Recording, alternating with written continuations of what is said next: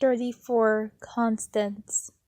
The beetle was dead, not because of the ink. It hadn't been poisoned. I watched it all night and it got more and more agitated. I erased it in tiny circles in the jar as it wore itself out. Then it just stopped moving. I opened the jar then and carefully take it out, laying it on the cloth of my desk. The ink had infected on his behavior. Not much I understood, but what kind of effect? I didn't fully understand. Had it made the beetle want to run and run? Seemed like a very specific kind of reaction that was too particular. I tried to stay calm in my frustration. I wanted answers. I needed answers. But when Molly knocked on my door, I was quick to yell at her, too angry at her for interrupting me. What did she think she was doing? I tried to solve the problem. What was the ink? Mother wants help with breakfast, she said, sounding surprised at my response.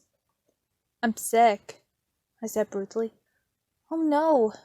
Did you catch a cold? She sounded genuinely concerned. Of course she did. She was the sweetest, kindest girl. I always tried to be just like her, but I wasn't her. I had complimented messy dolls I wanted to shout from the rooftops. I hated to think it, but in so many ways, I was more like Lily, except Lily had no relations, just being herself. What was I? Who was I? I shook my head to knock the doubt out of it. Then I looked at my sleeve, the dinky black handprint. I wasn't scared. I was determined. Yes, I said. Oh dear, would you like me to bring you some soup? Some tea? Just go away. I didn't shout, but the edge in my voice. I was so close to a solution, and she kept interrupting me. I had this vision then of sitting on the Ferris wheel at the Sphere Pier, sitting at the very top, and just screaming. I sighed hard. I felt the weight of this exhaustion pass over me. I had, after all, been up all night. But it's more than that. It wasn't something deep inside me, something buried deep. A part of my soul had been crying out for so long and was very tired. I stared at the beetle. It had run and run and run until it was so very tired. Something clicked inside me. Could it be?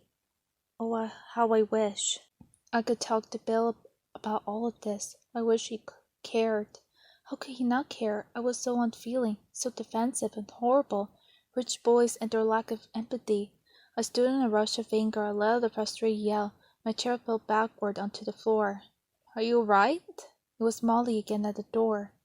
Yes, I'm perfectly fine, I said, balling my hands into fists, but I wasn't. This wasn't normal.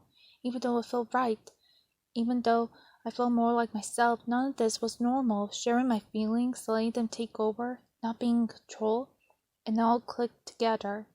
The ink thing was doing something to me, even though I washed it all away.